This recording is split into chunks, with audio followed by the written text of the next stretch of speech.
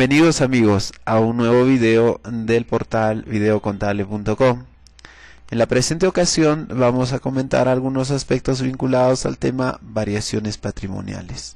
El concepto de variaciones patrimoniales se halla presente en la contabilidad cuando nos referimos al principio del devengado.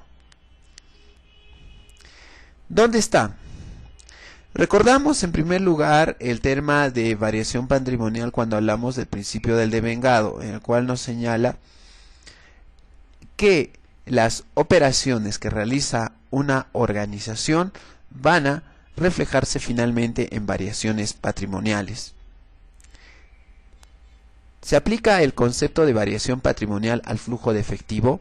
No, no se aplica al concepto de flujo de efectivo. ¿Por qué? Porque cuando nosotros queremos determinar una variación patrimonial, reconocemos el principio del devengado, en contraposición al principio en el cual se basa el estado de flujo de efectivo, que es la base del percibido. El devengado, como sabemos, reconoce los ingresos y los gastos y o costos sin importar la fecha de cobro. Al hablar también de variación patrimonial, necesariamente nos tenemos que referir al patrimonio. ¿Por qué al patrimonio? Porque básicamente es el conjunto de recursos con los que cuenta la organización para realizar sus operaciones en un periodo determinado.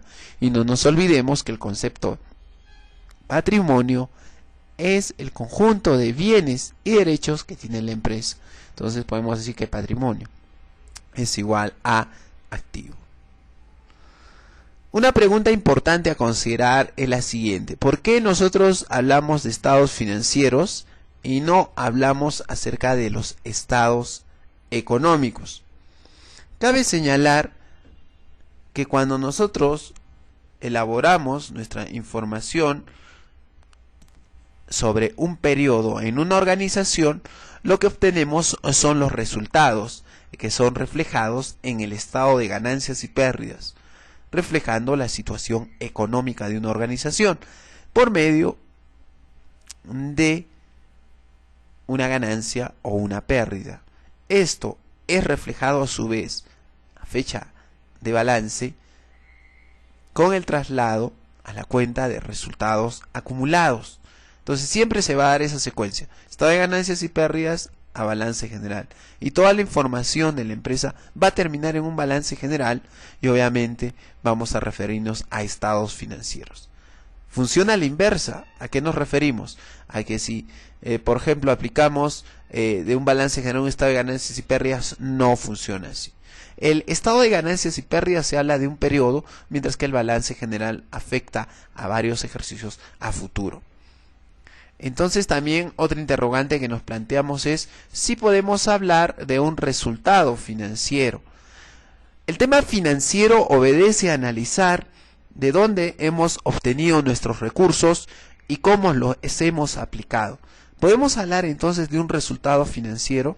Entonces podríamos señalar si es que tenemos un resultado positivo en el cual el activo excede al pasivo, o a la inversa, ¿no? Entonces ahí podríamos hablar de un resultado financiero, y más que hablar de un resultado financiero, hablamos de una posición financiera de la empresa. Un poquito el tema resultado no es aplicado entre el análisis de estados financieros, salvo que nosotros hagamos una comparación de manera práctica, ¿no? Ya en la práctica hablamos resultado al referirnos a el concepto que implica lo que nosotros hemos obtenido en un periodo determinado. Veamos algunas transacciones para ver cómo se origina una variación patrimonial. Si yo realizo una venta, acá tenemos el asiento correspondiente, cargamos a cuentas por cobrar a clientes, abonamos al impuesto general a las ventas o IVA y abonamos a la cuenta 70 ventas. Es esta última cuenta la que nos representa los ingresos. Y a su vez tenemos que reconocer también que cuando se produce una venta no vamos a reconocer tan solo ingresos, sino también tenemos que hablar acerca de resultados.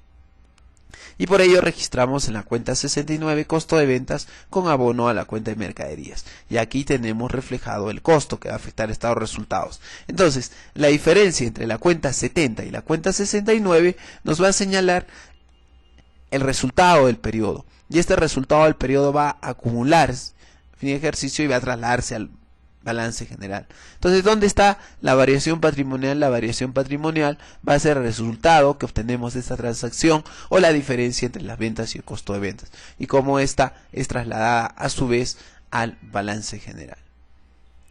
Otra pregunta interesante a plantearnos es si existe una variación patrimonial en la siguiente transacción.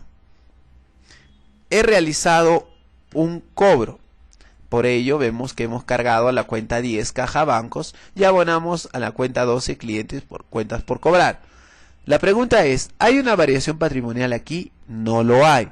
¿Por qué? Porque no estamos afectando a resultados. No olvidemos que los resultados, que a su vez se reflejan en el estado de ganancias y pérdidas, solo cuando finalmente afecten la utilidad serán trasladados al balance general y serán considerados una variación patrimonial. Esto desde la perspectiva del devengado.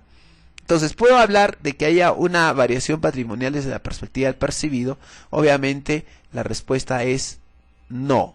¿Por qué? Porque una base de percibido básicamente no se enfoca a los resultados, sino se enfoca a los cobros y pagos, a los movimientos de efectivo que se produzcan en un periodo determinado. ¿Y por qué me interesa el tema de la variación patrimonial? Porque al final digo, ¿cuáles son las variaciones patrimoniales? Y muchas veces en vez de hablar de ingresos y gastos nos referimos al tema. Uno, porque sencillamente uno de los intereses más importantes que hay en la empresa es el que se refiere al tema del capital social.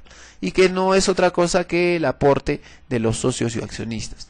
Y este aporte de los socios y accionistas debe de ser controlado adecuadamente, y para ello se implementan un sistema de control interno. Entonces, el capital social, originalmente reflejado en la cuenta 50, a lo largo de un tiempo va a producir evolución. Es decir, ¿qué va a pasar? Ya no será un capital social, aparecerá reservas, aparecerá un excedente de revaluación, aparecerá el tema de un resultado acumulado, y lo cual ese capital social se transforma en un patrimonio neto. Por ello también es importante señalar el tema de variación patrimonial, porque muchas veces si quiero modificar resultados de ejercicios anteriores, de acuerdo a la aplicación de la NIC 8, tengo que aplicarlo a la cuenta 59, tengo que ajustar la cuenta 59. Asimismo, debo recordar que los resultados van a referirse siempre a una variación patrimonial. ¿Por qué? Porque finalmente esas utilidades o esas pérdidas van a reflejarse en resultados acumulados. Ahora, la variación patrimonial también solamente se va a referir al tema del devengado, porque no implica movimiento de efectivo. Por lo tanto, el percibido no se manifiesta en este punto. ¿Te pareció interesante la presentación que hemos hecho? Todos los meses nosotros aperturamos nuestros programas de actualización contable, presenciales y virtuales, tanto en la ciudad de Lima, en la ciudad de Huancayo, Junín, y en la ciudad de Arequipa. Si estás interesado en nuestros programas presenciales o en nuestros programas virtuales, puedes solicitar mayores informes escribiendo al correo pfers@perugestion.org. Muchas gracias por su atención y nos vemos en un siguiente video.